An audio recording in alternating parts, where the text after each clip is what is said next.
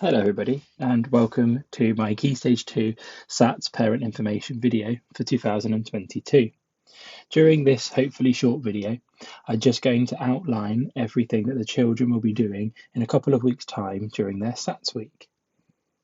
So let's begin with the tests themselves. The children will be taking a number of tests in a couple of weeks' time between the Monday and the Thursday. These tests will cover grammar, punctuation and spelling, reading, and mathematics, and I will go into the details of these particular tests, the dates, etc., and the content as we go through this presentation. So, when are the tests? The tests' dates are nationally set, and the test dates for this year are start on Monday, the 9th of May, and run through to the Thursday, the 12th of May. On the Monday, the children will be completing the English grammar, punctuation, and spelling tests. This test is in two parts. Paper 1, which is questions relating to grammar, punctuation and spelling for 45 minutes, and a spelling test approximately lasting 15 minutes. On the Tuesday, the children will complete an English reading test that will last 60 minutes. The maths tests are then split across Wednesday and Thursday. On Wednesday, the 11th of May, the children will be completing the Paper 1 arithmetic test for 30 minutes and the Paper 2 reasoning test for 40 minutes. On Thursday, the children will finish off their tests by completing Paper 3, the second of the two reasoning papers, and that will last 40 minutes.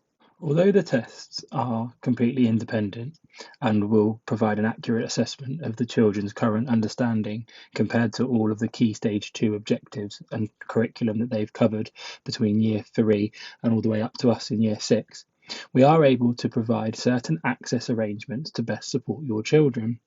These arrangements include readers, prompters, transcribers, and additional time, which is available under very specific circumstances. We have gone through the guidance in extreme detail to make sure that your children are provided all of these opportunities where possible. This will therefore mean that some of your children will be completing their tests as they will see as normal within the classroom. Others, though, will have recently gone out to different areas of the school with a selection of different adults to support them. This was during our mock tests. This was very successful and provided the children who are allowed additional support and additional access arrangements to utilise those. So we will be continuing to do that in a couple of weeks for our actual SATs. If you'd like further information on that, please feel free to drop me your email or pop in on Friday during my question and answer session, which I will talk about later in the video. Okay, let's go into the tests in a little bit more detail. We'll work through the order that the children will work during the week, starting with Monday's test, which is the grammar, punctuation and spelling test. As I mentioned before, this will take the form of two parts. A spelling test, which will contain 20 unseen words that the children have not been able to learn, but will be linked to the years 3, 4 and 5, 6 spelling lists and the rules that go with those. The children will also complete a separate test, which is given on grammar, punctuation and vocabulary. This test will last for 45 minutes and requires short answers, including some multiple choice questions. The marks for these two tests will be combined, giving a total for the children's grammar, punctuation and spelling. I provided a few examples so that you can have a little look at the kind of questions the children will be answering. If you feel like pausing the video and having a go yourselves, then feel free. Might be worth asking your children to tell you the actual answers afterwards.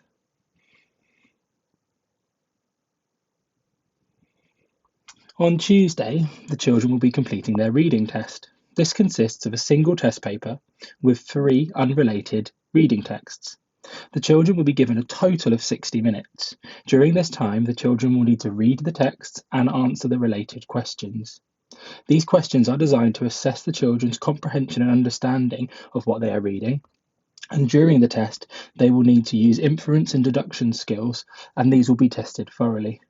They will also be expected to answer questions on such things as author's choices and explaining why an author has perhaps chosen a particular word, a text feature, etc.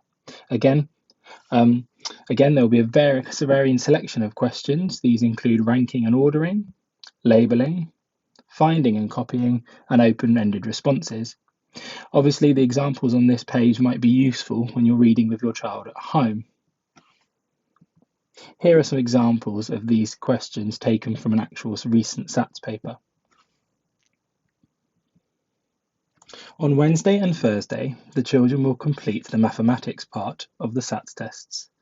On Wednesday, they will complete paper 1 and paper 2. On Thursday, they will complete paper 3. Paper 1 is an arithmetic test. It lasts for 30 minutes and it covers calculation methods of all operations: addition, subtraction, multiplication, and division. There will also be some fractions, percentages, and decimal questions in there. The questions gradually increase in difficulty, and not all children will be expected to access some of the more challenging questions, but we've practiced this a lot this year and the children are becoming really rather good at it. Papers 2 and 3, split across Wednesday and Thursday, will cover problem solving and reasoning. Each of these test papers lasts for 40 minutes. These test papers will still test the children's knowledge of calculation, but they will need to answer questions in often word-based context. These are known as the reasoning test papers. Here are some examples from paper 1. As you will see, they are relatively traditional, so to speak, calculation questions. On paper 2 and 3, though, the questions are often more wordy. The children will have to try to work out, based on their prior knowledge, what they need to do to complete the calculations and what they will need to do in order to collect the right answer. Here's another example, and as you will see, the children for this question will be required to explain their thought processes using reasoning and explanation, whether that's in the form of numbers in the calculation or in the form of writing. That will be the tests that we will complete. Once they're completed, the tests and results will be published to the schools, and they will be published and sent out from ourselves to you. When the SATs results are published, each pupil will have a raw test score, in other words, the number of marks they scored, and this will be converted into something we refer to as a scaled score. This scaled score is between 80 and 120. For reference, a child who achieves exactly on the expected national standard will get a scaled score of 100. And these scale scores will be something that we do not determine in school. They are determined nationally and allow us to judge our children individually against children from across the country. More specifically, a scaled score between 80 and 99 shows that the child is working towards the Year 6 or end of Key Stage 2 standard. Scaled scores between 100 and 109 represent the child working at the expected end of Key Stage 2 standard.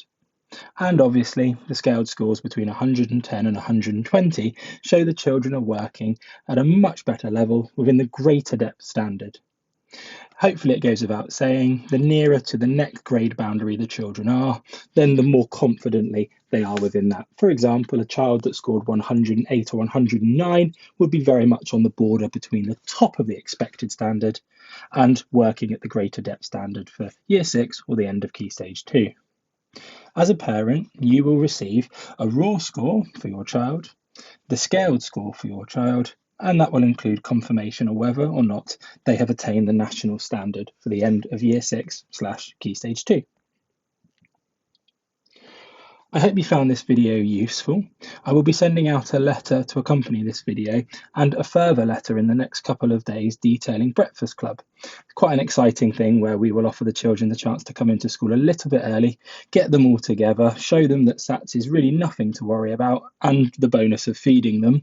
Plus, I've got to mention Mr. France's Wake and Shake, which is now becoming famous. Or do I mean infamous? I'm not sure. But what we'll aim to do is take some of the stress of the morning, if there is any, hopefully not in your household, away from yourselves and bring the children into school to get together to celebrate this week so they come into school ready and prepared to go. And then during the school day, we will complete the tests as quickly as possible so that these tests are done and out the way and hopefully do not dominate the child's day or indeed week. As I said, though, more information will be sent out about that soon.